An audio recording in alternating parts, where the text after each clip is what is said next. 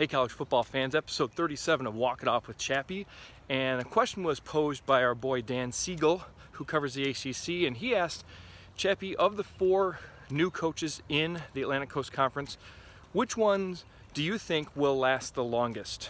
And so it was kind of interesting. This morning here in Michigan, things were gloomy and gray, and now we've got sunshine. It's beautiful. You can see it casting off my bald dome up there. Well, similar things are going on with these 4 schools, looking for some sunshine to be brought in after a little bit of gloom last year and years prior. So I think the short answer to that question of who's going to last the longest, it's easy for me. It's Mario Cristobal. I see them winning 10 games at Miami this year. He comes in, he's an alum. They've got a lot of money there, especially now with the NIL stuff. That's really going to make Miami, which is already a fertile recruiting ground and a school that could attract those top flight talents, that's going to make it even better. Not to mention, he's a coach who prides himself on toughness and physicality and having his teams be that way. So I think Miami and Mario Cristobal are going to make out the best of those 4 hires. Unfortunately, Mike Elko at Duke, I don't see as good of fortunes for him. I think that, coming into the Coastal and at a school like Duke, unless he models the Wake Forest attempt with Dave Clawson, meaning he takes players at Duke and redshirts them and encourages them to stay and develop them, and then plays them more as third-year sophomores or fourth-year juniors, things like that. He could have some success, but I just don't see it lasting as long as the other 2. So the most interesting hires are Tony Elliott at Virginia and Brent at Virginia Tech. So I want to take a moment here to break down those 2 coaches and what it might look like. So when you compare the 2, you've got Pry, who is a defensive coordinator at Penn State, a very successful D coordinator at Penn State, and Tony Elliott, who was arguably an even more successful coordinator on his side of the ball at Clemson. But then again, the recruiting for both those schools were somewhat even, but I would give the nod to Clemson. I think Clemson had more overall talent, not to mention a lot of their success is built from Dabo Swinney, and Dabo, I got to believe, had a good hand in the offensive play calling as well, or at least how the scheme is set up. So Pry at Penn State, I think, has had a heavier workload. Not saying that he's done more or has had to do more work than Elliott at Clemson, but again, when you look at what they're going up against, Clemson was by far the cream of the crop atop the ACC. Penn State was in many cases the 3rd best team in their own division, and at times maybe even 2nd best, and going up against the offensive juggernaut that is Ohio State, but also, Maryland in their division. Michigan State had some good offenses that they'd have to go against, and Michigan as well, always a physical ground and pound team that can also light up the scoreboard with points. So I think that Pry is maybe a little bit better equipped with the work that he's had to do. I think he's put on more coaching muscle than Elliott has had to do so far. You look at their school. So Virginia Tech, I think, is better set up for success long-term than Virginia. The Hokies as a program have recruited generally better than the Cavaliers over the last 7 years, and even Pry himself brought in a higher-ranked class this last cycle. So the 2022 class was ranked 34th by 24/7 Sports at Virginia Tech, whereas Tony Elliott's haul at UVA was only 66th. Virginia Tech has historically recruited the DMV area better, so we're talking DC, Maryland, Virginia, and that's a big area that you want to get your hands into, and I think that they should continue that success. I think overall the fan base and the atmosphere is better at Virginia Tech, at least at Lane Stadium.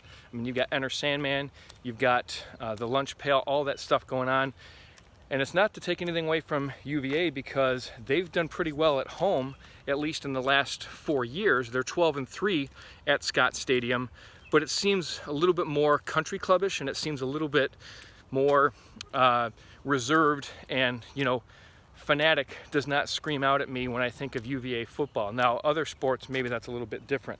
And that's the other thing too. At Virginia Tech, football is their primary sport. They had a great season in baseball this year and in softball, but people think of Virginia Tech and they think of football first. So let's look at historically as well. When both schools have brought in new coaches, they've traditionally done a lot better with defensive-minded head coaches. So at Virginia Tech, I mean, obviously there's Frank Beamer, that speaks for itself. They brought in offensive-minded Justin Fuente, no bueno. So bringing in a defensive guy like Brent Pry, I think, is going to help things with that culture there and get back to that defensive culture, that physical culture in Blacksburg. You look at UVA, they've also done better with more defensive-minded coaches. So the Mike London experiment didn't really go like they had hoped, but Al Groh, a defensive-minded coach, they did pretty well. Bronco Mendenhall recently, they won an ACC Coastal Division title with him at the helm. So bringing in an offensive guy like Tony Elliott, it could lead to good things, and he's got some weapons on offense to work with this year. Brennan Armstrong is an all-ACC quarterback. They've got a top 5 receiver room with all that talent that they've got coming back with Wicks and Lavelle Davis now, you know, hopefully being able to play after being injured. Billy Kemp, Keaton Thompson, so a lot of good guys to throw to, but a big question mark on the offensive line. So then you look at the coaching staff. It's also going to come down to that. So the offensive coordinator for Virginia Tech, or their offensive coaches, I'm going to give the edge to them on the offensive side. Brad Glenn is their quarterbacks coach. He was at Georgia State previously and was in line to be their OC, but Va-Tech snatched him away. Their offensive coordinator is going to be Tyler Bowen, who was at Penn State. He also was under offensive guru Matt Canada at Maryland, so you know, a pretty good play caller on the offensive side in his own right. And also they got Joe Rudolph, who comes over from Wisconsin, so he played under Barry Alvarez at Wisconsin. He also coached with and under Paul Christ, so he's going to be in charge of the run game, and I think that that's going to be a good boost and a good knowledgeable coach to work with for Brent Pry. You look on the offensive side for Virginia, Des Kitchens is their offensive coordinator, and he spent some time with the Atlanta Falcons. He's a running backs coach by trade. He also spent some time at South Carolina and at NC State, so he's got some familiarity with the ACC, but I'm still going to give the nod to that collective group of offensive minds for Virginia Tech.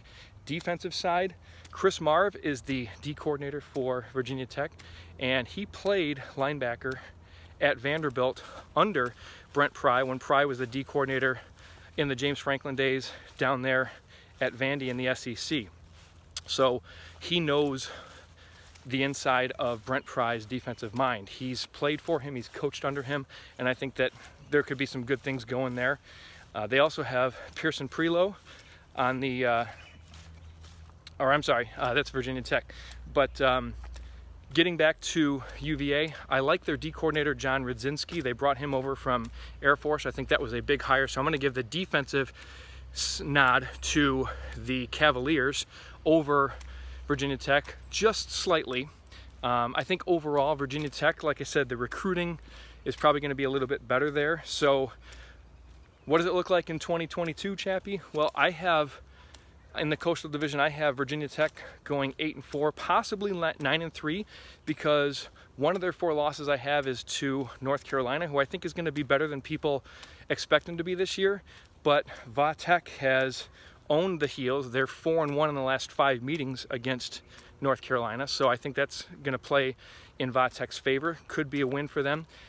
Virginia, I think, is a little bit overhyped, and sorry, Wahoo Nation, but I think it's going to be tough to get to 6 or 7 wins this year, even though Virginia has played really well at home over the last 2 seasons, like I talked about.